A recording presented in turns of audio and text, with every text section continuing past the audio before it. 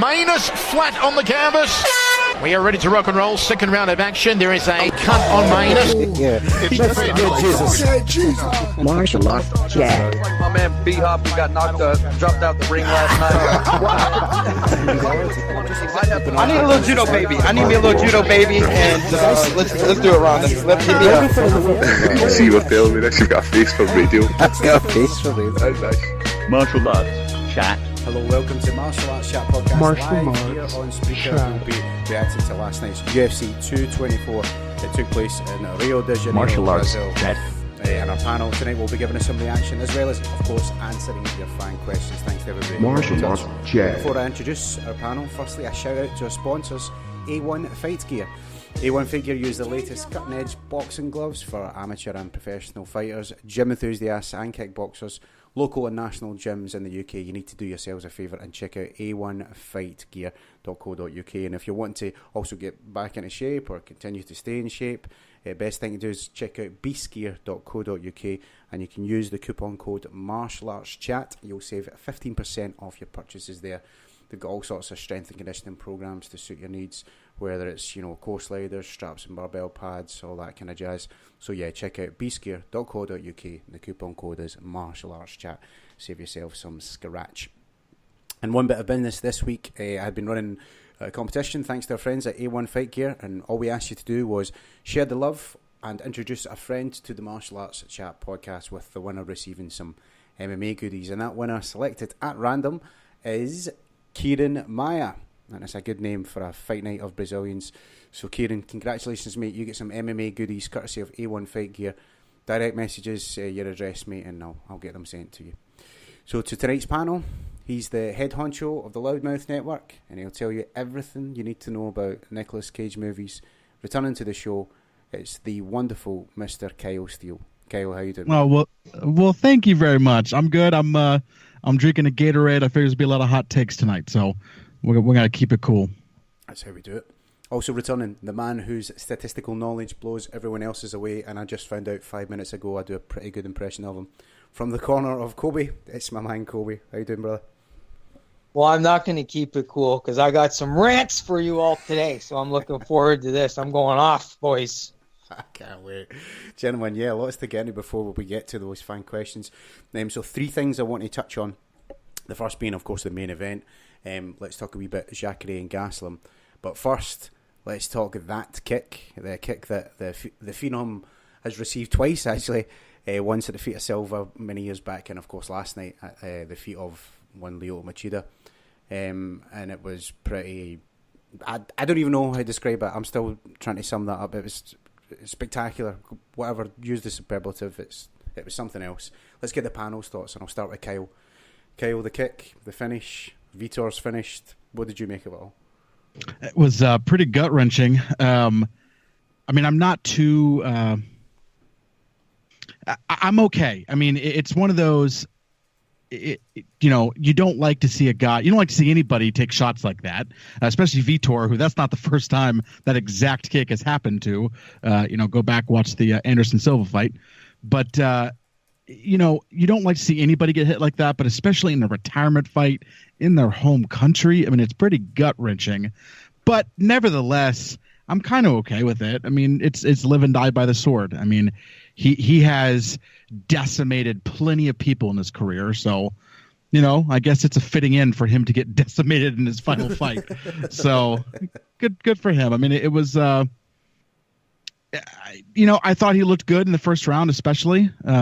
He had changed his game plan over the last couple fights where he had stopped being so aggressive and was hanging back, and that's why he's been able to do some decisions, and and he was doing the same thing here, and he looked good. But unfortunately, he just got caught. And it is what it is. It is what it is, and I hope Vitor truly does stay retired, and I would like literally retired. Not retired from the UFC, literally retired. Like, let's not get wild in Bellator and have rematches with Tank Abbott or something stupid. Let's just call it a day and be done. Somewhere Scott Coker's thinking, oh, Tank Abbott. I forgot about that. Could be on the cards. But I totally hear what you say, mate. Kobe, how about you? What were your thoughts on all of this? I think he's already on a plane to Japan with 3 needles in his ass signing with Risen.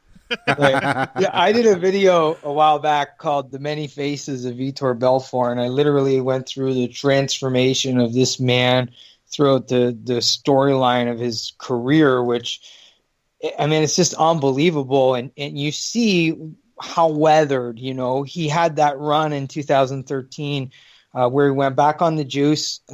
You can say, well, he was just on TRT, but I'm going to go ahead and suggest that he was on probably a little bit more than that. And then they take it away, right? Because it develops an unfair playing field, which I agree with. And then he just sinks. He had been finished in his last 6 straight losses. Ooh. So for him, absorbing damage, not really the greatest thing in the world. Kyle talked about it briefly.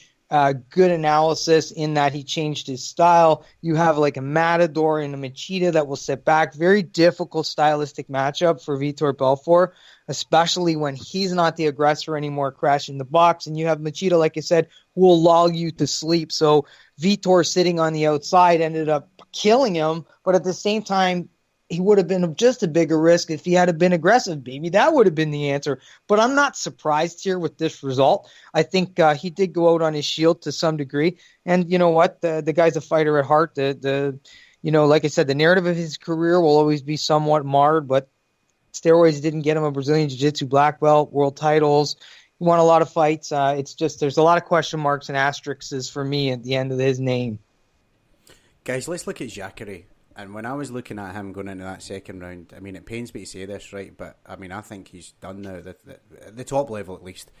He wasn't happy about the decision, but I don't know. Let's get your thoughts. I'll start with Kobe this time.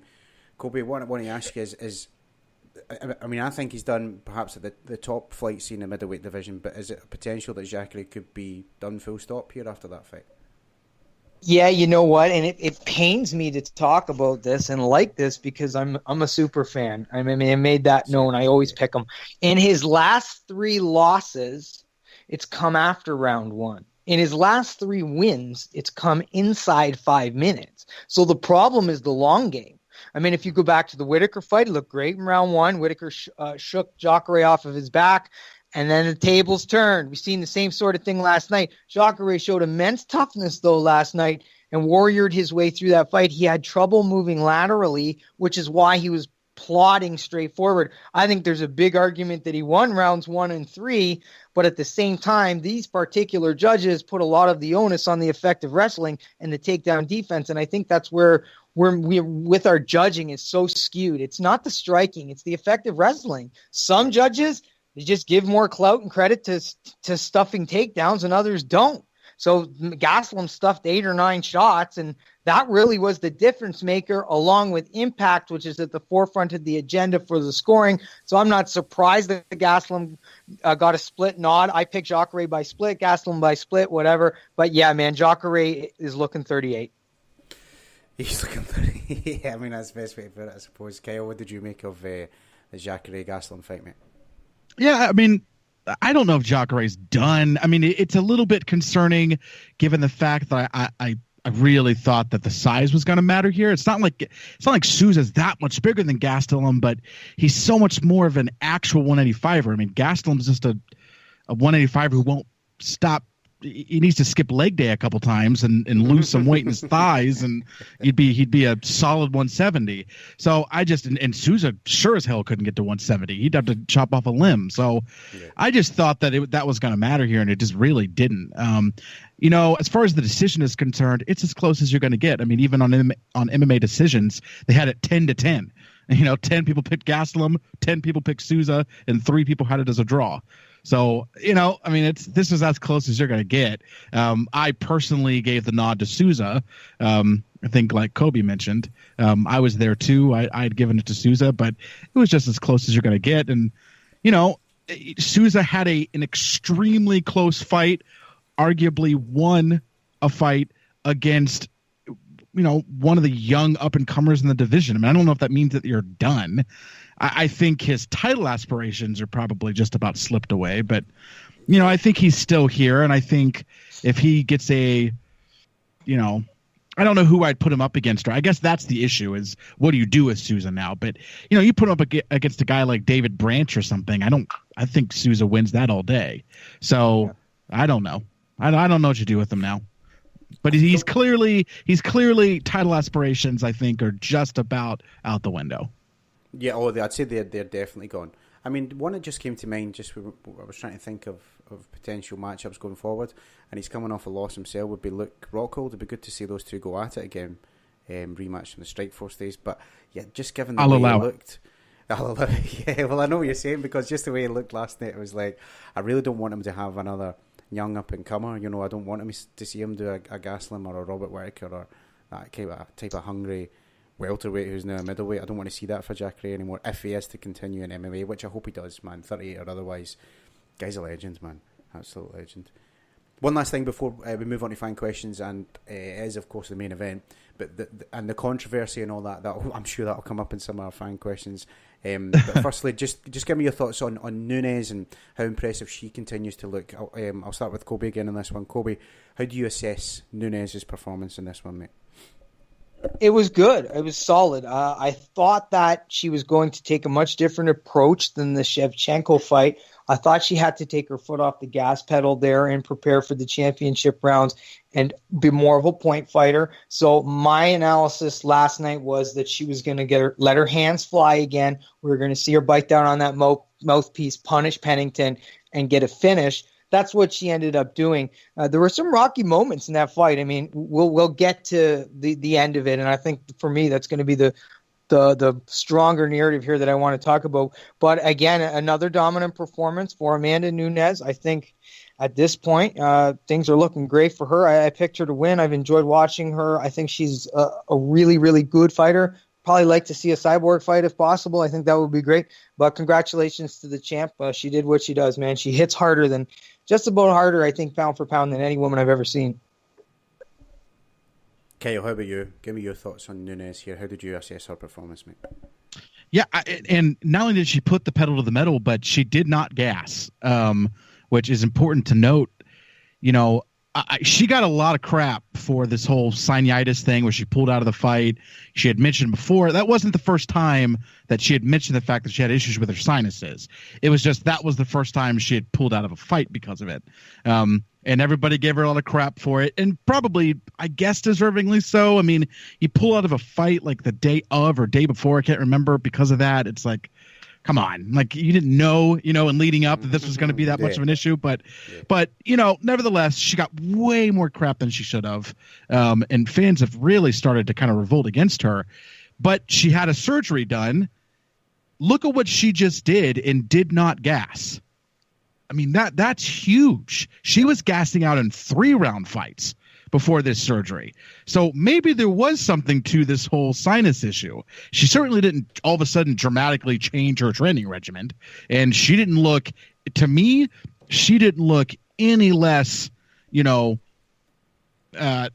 quick, or, you know what I mean? Like, she didn't look any slower or any quicker than she normally does. I mean, I think she looked how she does in the past. The difference is, instead of being dead to the world by the time the 3rd round comes around, she was perfectly fine. She could have gone a couple more rounds.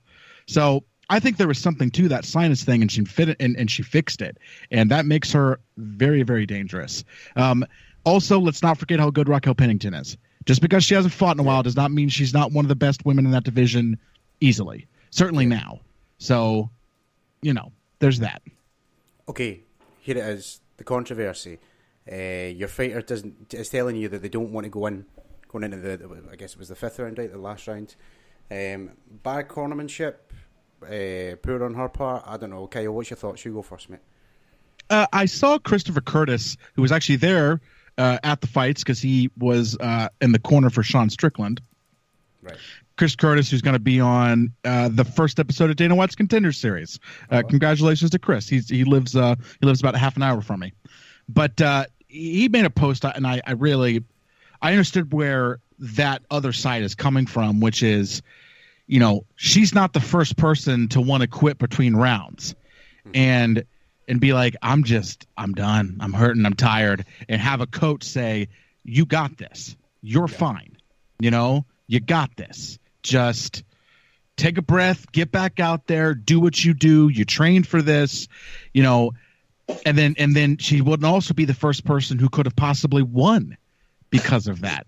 You know, what if she'd have gone out there and all of a sudden just dominated, you know, goes out there and says, Coach, I'm done. She gets a pep talk, and all of a sudden she goes out there and wins or something, clips her, you know, then all of a sudden no one's complaining about the fact that she went back out. Sure. You know, the only reason why we're having an issue with it is because she said, I don't got anything left. They talked her into it, and then she proceeded to get, you know, her face smashed in over the course of over the next 20 seconds. I don't know. I think Kobe might have unmuted his mic, but yeah, you know, I don't see as big of an issue with it. I mean, the other part of the puzzle is that you protect fighters from themselves.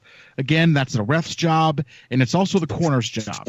You know, that's why in boxing you throw towels in. You know, you have to protect the fighters from themselves sometimes. So this could have been an example of that. And the fighter literally said, I'm done, you know, and they chose to take the inspiration route and say, no, you got this, which I don't know. I get both sides. I don't really have a intense opinion either way. You know, I think either way, I see both sides of it. I'm not hurt about any decision they would have made. Sitting on the fence on this one, Kobe. You sitting on the fence for this? Who's to blame? No, I'm leaning hard one way. And let me first say this. Kyle's right. There are situations where between rounds of fighters appearing to be broken mentally, and the coach or the corner is able to say what they need to say, re-energize, reinvigorate them, and have them come out and perform. That can happen. That didn't happen here. Let me first say this. You have to have a special relationship harvested with that person to pull you out of that kind of psychological pitfall where she was. The first issue I have is this. The cornering work was absolutely piss poor.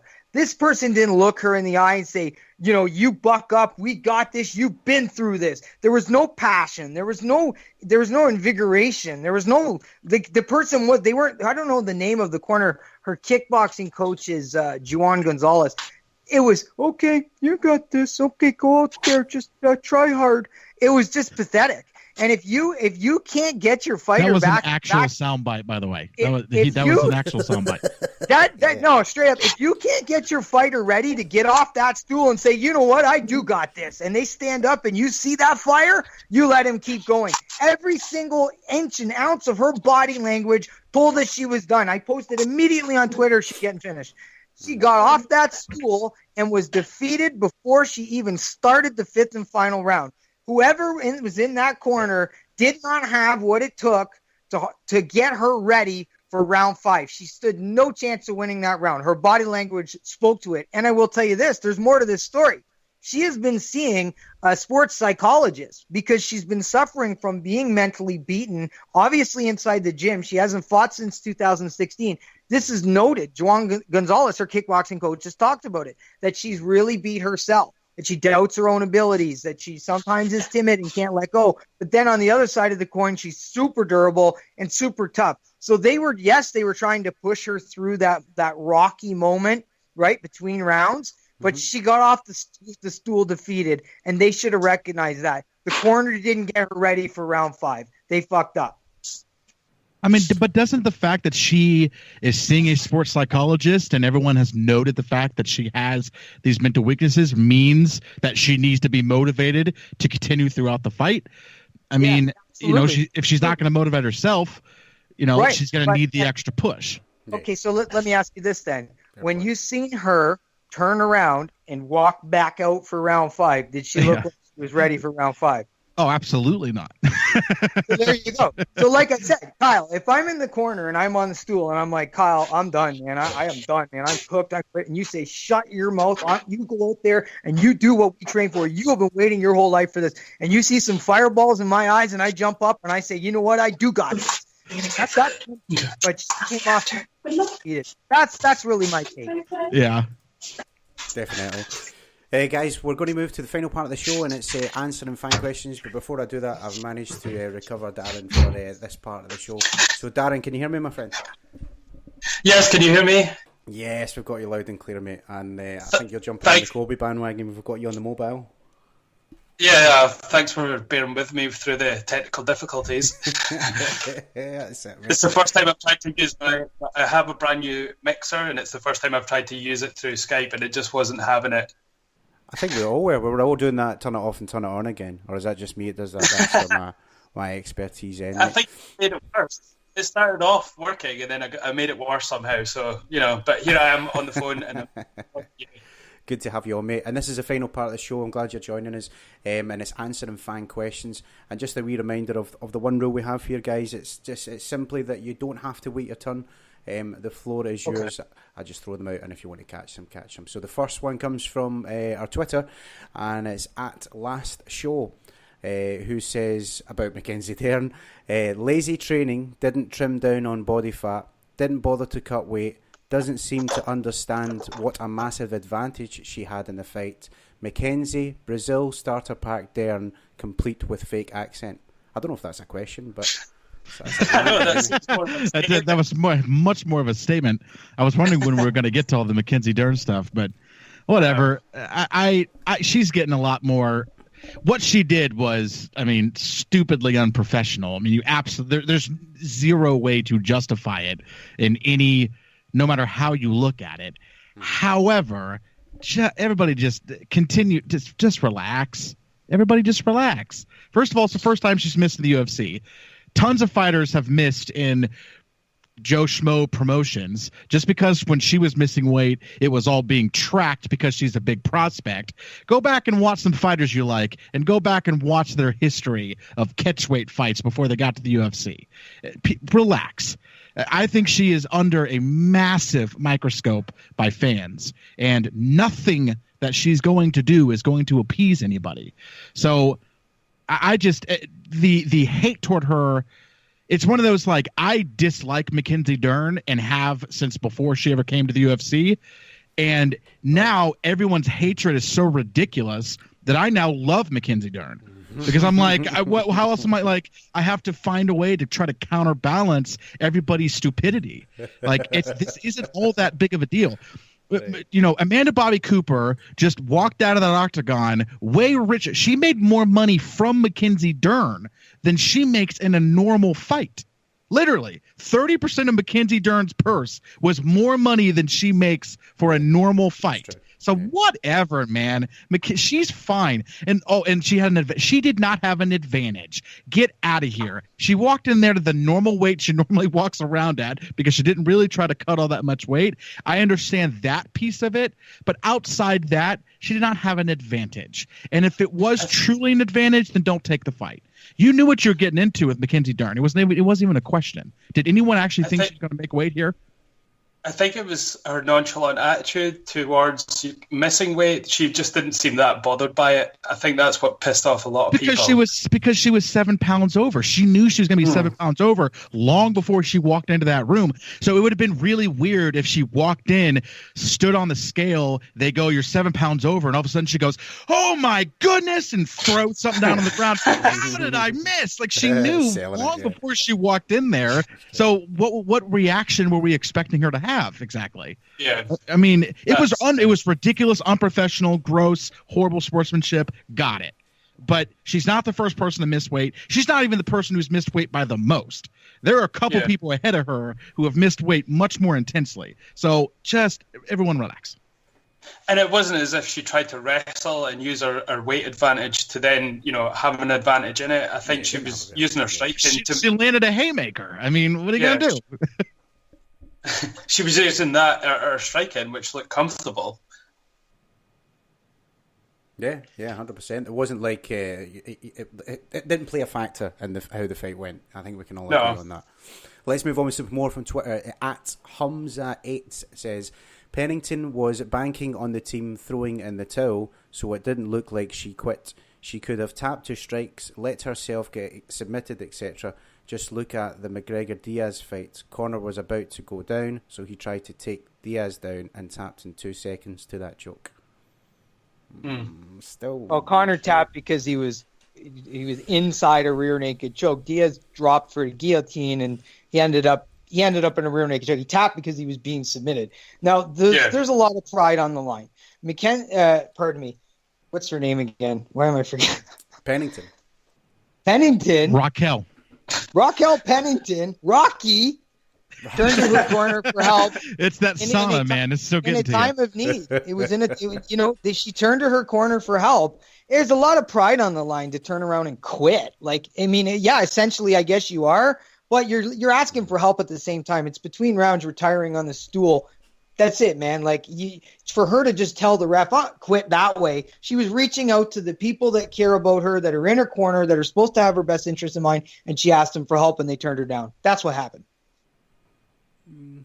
I heard you guys kind of speaking about this, and just to give my sort of 2 cents on it, imagine if, I mean, there was no chance of it happening, but imagine if she did somehow manage to knock her out with something, would we then be having that conversation that it was sort of, it wasn't good for her corner just to let her fight, Yes. No, instead she needs reconstructive nose surgery, and she's probably going to be on it for another 2 years.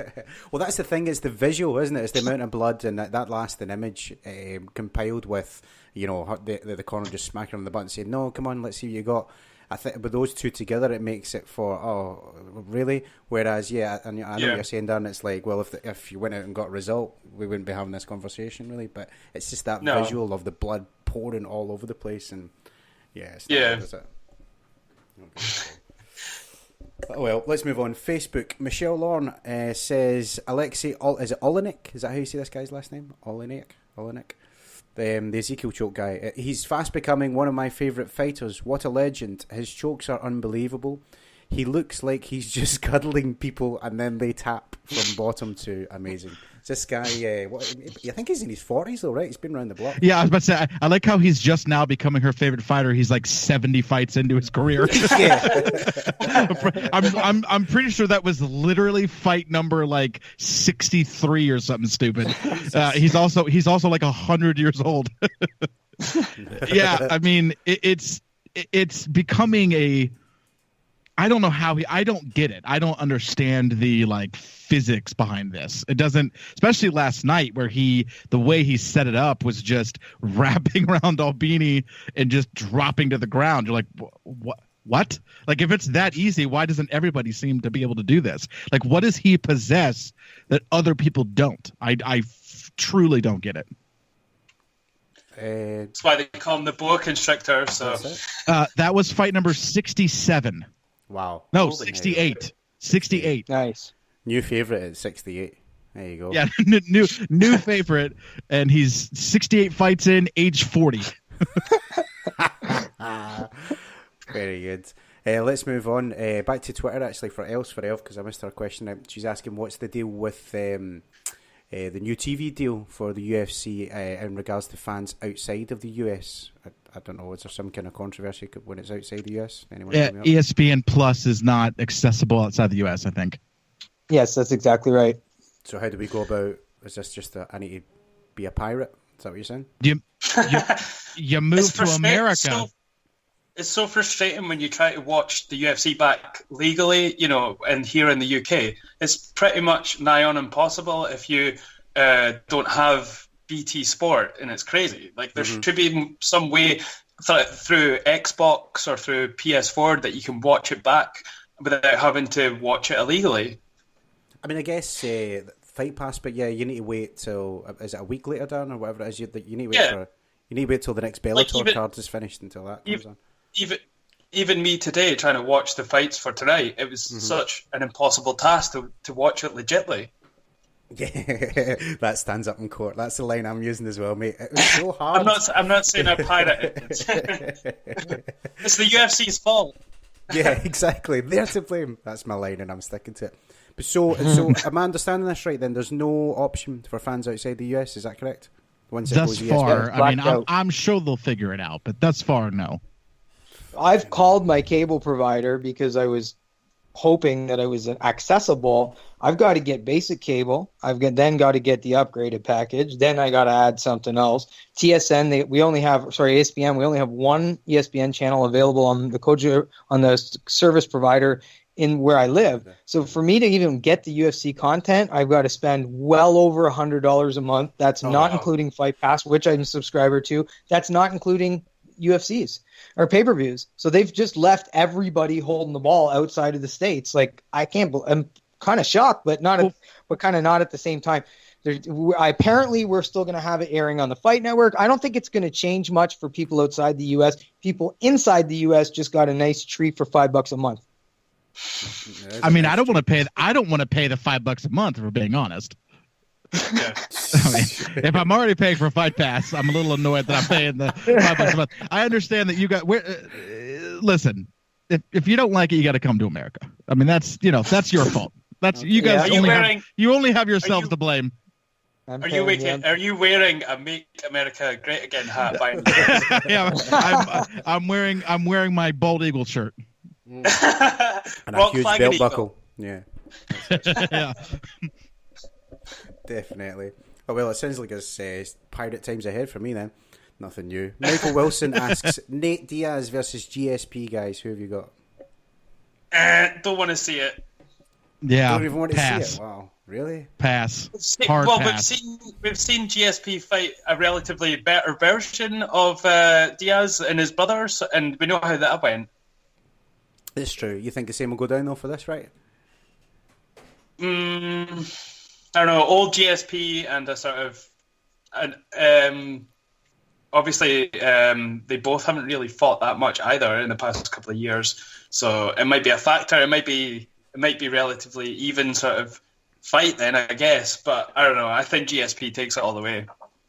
I think it'd just be cool to see either one of these guys fight again. But I don't know. What do the rest of you guys think? You want to see it, Diaz and GSP? The pick is GSP and hard pass. Yeah, the pick is GSP, and it's probably more than likely not to happen. I don't care what's being reported, and I could be totally wrong, but I mean GSP all day long. Thomas Kearney follows up on that with Nate. GSP is a daft match, but does it not seem glaringly obvious it's a test cut to 155 before he fights Korner? Absolutely, it's a great point. That's such a good point. Didn't even think of that, to be honest. Because then when he beats Nate, there's more of a storyline. Good call. It's the slow build. We're in it for the slow game. Good. Yeah, but by the John, time you did happens, such a good job asking that question. I think free Fight Pass for me because I'm outside the US. That's what I think. That's what I've got on my t-shirt. There my it is. Baseball cap. That's it, definitely. Yeah, the long game, I guess so. That's us out of time, guys. So we'll have to call it a day for UFC 224 and all things MMA this week. But thanks very much. I couldn't have done without you guys, the panel, for your fans, the questions, sharing the podcast, listening. Thanks to everyone. And I'll do the floor is yours thing and extend my thanks firstly to the panel with Kyle Steele. Kyle, a pleasure as always, mate. Let our people know where they can check you out and hit your podcast up and all that good stuff. Wonderful. Yeah, I host Loudmouthmma, so you can find me on Twitter at Loudmouthmma, or you can go onto iTunes, SoundCloud, Stitcher, wherever you listen to a podcast. Just search Loudmouth MMA. Loudmouth is one word, and you can find me there. Thanks for having me, John. Awesome stuff, mate. Kobe, great to have you back as well, mate. Let everyone know where to find Kobe's Corner. Yeah, you can catch me on Twitter at Kobe's_Corner with the K, and on YouTube, same thing, Kobe's Corner. Just type it into your YouTube search engine. Little lull in content. I'm preparing for a boxing fight, which is next week. But once that's all done, I'll be back up to uploading regular breakdowns. Thanks so much for having me, guys. It's always a blast. Our pleasure, mate. And Darren, thanks for sneaking into the end of me, mate. Good to have you on, and get you on next time. Yeah, I managed to finally sneak my way in on the show. You can find me on all social media at I am KP, which is my podcast, and Facebook and Instagram. It's all the same. And yeah, thanks for having me on. Awesome stuff. If you like this podcast, be sure to subscribe on iTunes. We're live every Sunday, 8:30 p.m, talking MMA. Go to facebook.com/martialartschat. Give us a like there, or follow us on Twitter at martialartschat. John Bon McElroy. Catch you next time on the Roundtable.